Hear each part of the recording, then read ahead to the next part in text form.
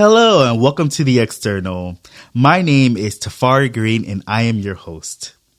The information I provide on The External is research tested by myself, or I get the information from educational scholarly sources and scientific journals.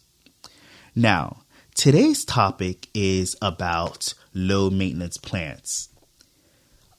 On my Facebook, I asked the question, what would you all like me to talk about? And someone asked, what are some good low maintenance houseplants that doesn't need much sunlight? Now, I have to admit I did a little snooping on her page because I need to know a little background about the person before I provide said answers, right? Because I might give you low maintenance plants that don't need sunlight, but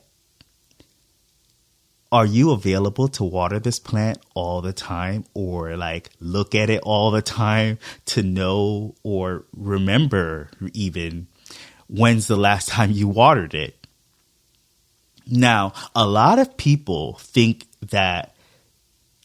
like to gravitate towards succulents because they think that succulents are low maintenance plants. But succulents can be a little high maintenance because although they don't need that much water, you have to remember that succulents are naturally like desert type of plants. Like they thrive in a desert-like climate. So you will need a sufficient amount of light to provide that succulent, right?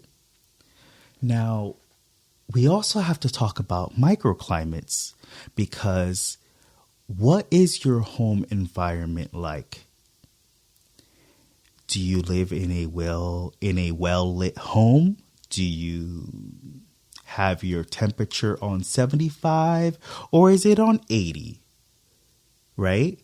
So a lot of those things affect how well your plant can thrive. Now listen,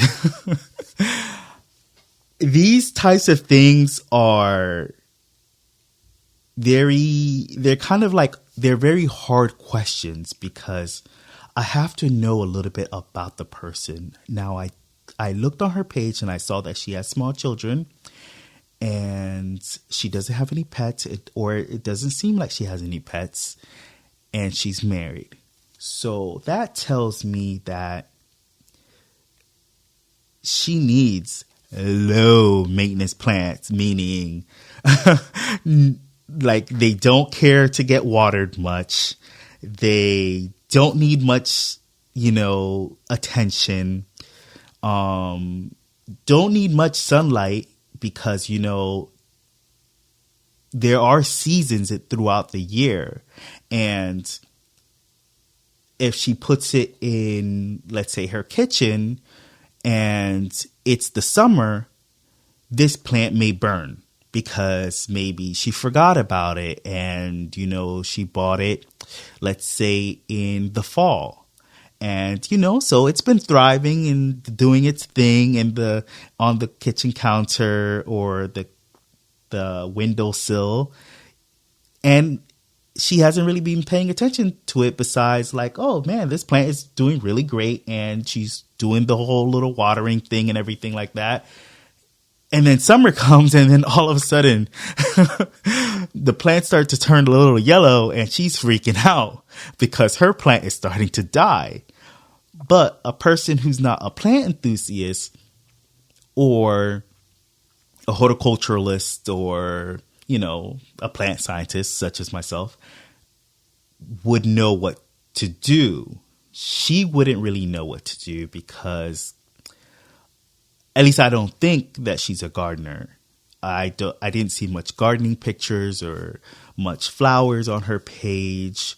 You can always tell a gardener on their Facebook page because they will show you their garden, okay? They will show you a plant that they just got months ago, stuff like that. Like, you know a gardener when you see one, right? All right. So what I did was I listed a few plants that I know are completely low maintenance. They don't need much attention. They aren't boring. Well, at first they can be a little boring because they're a little green, except for one of them. One of them that I know for sure will give some flowers for a while, and then the flowers will die off, and then it will just be green again, meaning the leaves. So I needed to provide this person with plants that I know are just resistant to death. Well, that's if you water them too much. Then, then they'll die. So I provided a list for her. Now, these are my favorite plants. The plants that I picked are my favorite plants. And I am a frequent traveler, so I typically love plants that I can leave and not have to worry about them getting watered for at least a month. Because, when you're a plant guy and you have plants that need watering, you have to get someone to go over your house. You got to get a whole plant sitter and all that stuff. And sometimes, they're unreliable, and then you come back and your plants are dead. Or you have to buy some kind of mechanism that's going to water your plants. And that's just a lot of stress. It's just way too much stress. So I buy plants according to how I live my life, really. Now, the first plant, which is one of my favorite plants, is the Hoya Carnosa. It's a Hoya, okay? It's I really, the thing about plants is that a lot of them and their little scientific names I just cannot pronounce. Imagine me in school and having to learn all these plant names and their and their anatomy. It's a lot. So it's called Hoya Carnosa. It's a low maintenance plant. It's non-toxic. It's an air purifier, and you can leave it outside. But if you do leave it outside, if you live in a place where it rains a lot, let's say Seattle, you should really just keep it inside the house because it'll just die. It's not meant for a place that rains a lot, because this plant just does not like water at all.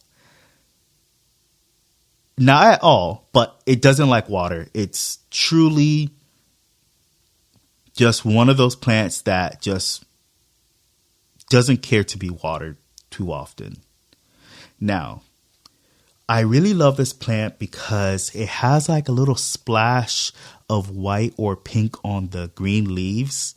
So it has a little character to them. And although they are very slow in growing and are very slow to give off flowers, once they do give you flowers, the flowers are kind of like porcelain looking. They're just really, really beautiful plants. And I don't know, I truly love them. You only need to water this plant, get this, once a month. I literally water my plant once a month.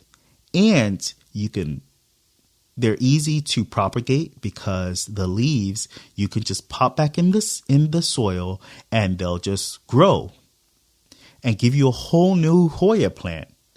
They're truly amazing. You can put them on your patio. It doesn't need that much light. So you're good. You can basically put it on like the middle of your table, your dining room table. You could put it on your windowsill. I have my plants stored outside on the patio. You can, and I live in Florida, and currently right now it's winter and it has had no problems at all. So if you live in a place like Arizona or California,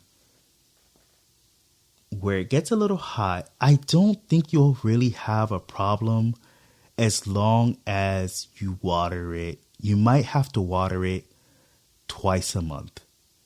But if you live morely on the East Coast where it's very humid, you truly want to water your plant once a month. And when you do water it, make sure that the soil is bone dry. It does not like wet soil. And when you water it, make sure the water just drains out. You can have it in a little saucer where the water can, drain out on. And if you water it once a month, you don't have to worry really about throwing out the water that gets collected in the saucer. You can leave it in there. Just make sure that the soil itself gets dry, bone dry, before you attempt to water it again. Now, another one of my favorite that I always tell people who want a plant that flowers too, that is low maintenance, and if, let's say, Phalaenopsis or moth orchid,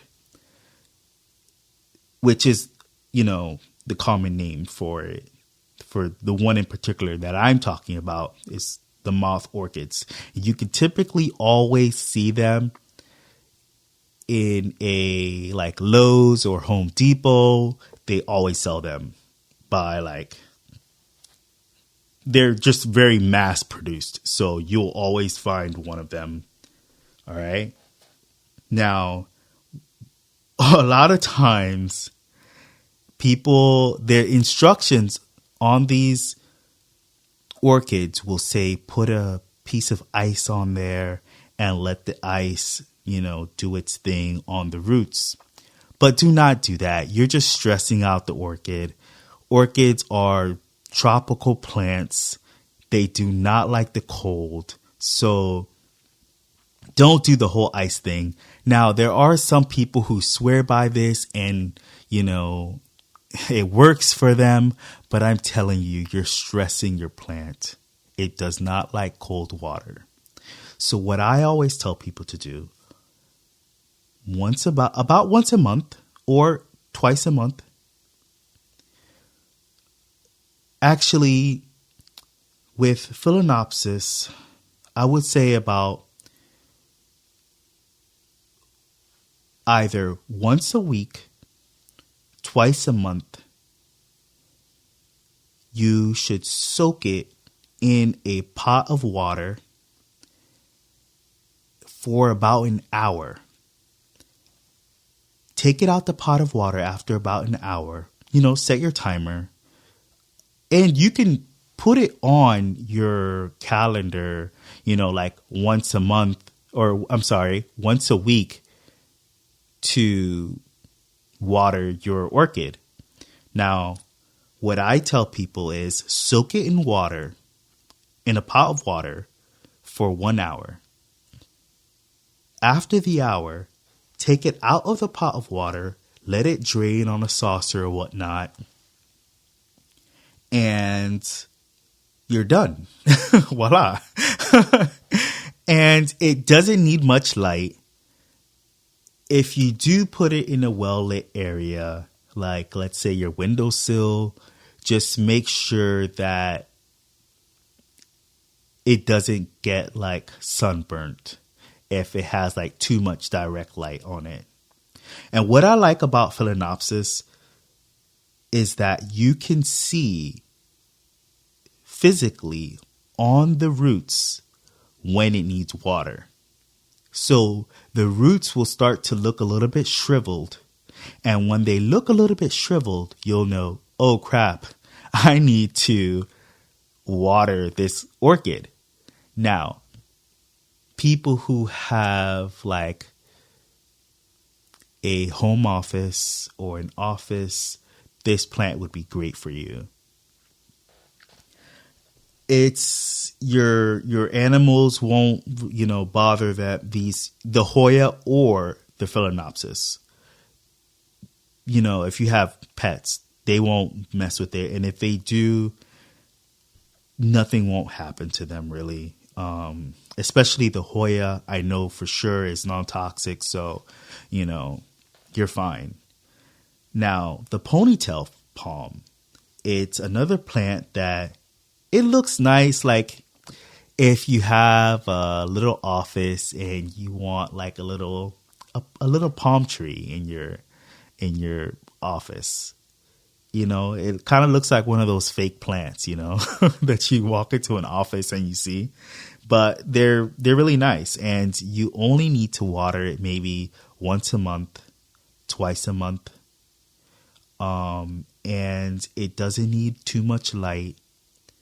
If you do have it in your home, I would say like somewhere where you're always at that has light, like your living room, or if you're always in your bedroom and your light is on, keep it in that room.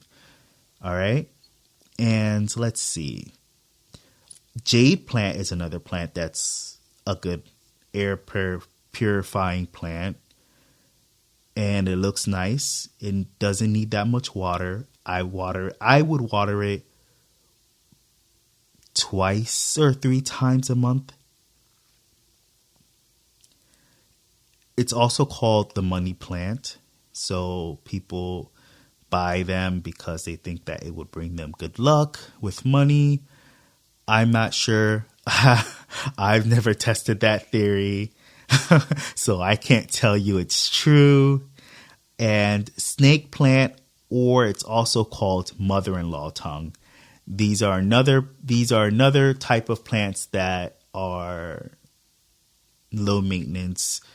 They don't need much light, and you don't really need to water them that much. I would say water it once a week, twice a month, 3 times a month, but no more than that. All right. And there you have it. That's about all the plants that I can think of that are truly low maintenance plants that don't need much water, don't need much, I think I said light already. Yeah, they're just very low maintenance. You can have children around these plants. They're very hardy. So yeah, that's about it, guys. Thank you for listening, and I hope you truly enjoy these plants. I know that the people who I've told to get these plants or have bought these plants for people who say that they kill everything that that they have, or plants that were given to them, they've had. So about 3 or 4 of my friends, I bought, actually 2 of them I bought Phalaenopsis, the moth orchid, and I want to say, so about 5 of my friends then. So 2 of them I bought Phalaenopsis for, and 3 I have like propagated the Hoyas that I have and gave it to them. And they still have these plants. They love them, and they've had it for over 5 years. One of my friends has had their Phalaenopsis for, I think, 1 or 2 years now. And they said that they killed everything that they was ever given to them or plants that they bought in the past. And they've had these plants for a long time now. So pat on my back. So I'm telling you guys, there are plants for you. There are plants for all types of people with different lifestyles, just like you have, certain cats and dogs for people who have certain lifestyles, and people who, travel often like myself don't have any animals because I have to be home to feed them and they're like children. So I don't have them, So yeah, that's why I have plants. And that, they're very therapeutic for me as well. So there you have it, guys. Go out and get you some beautiful plants.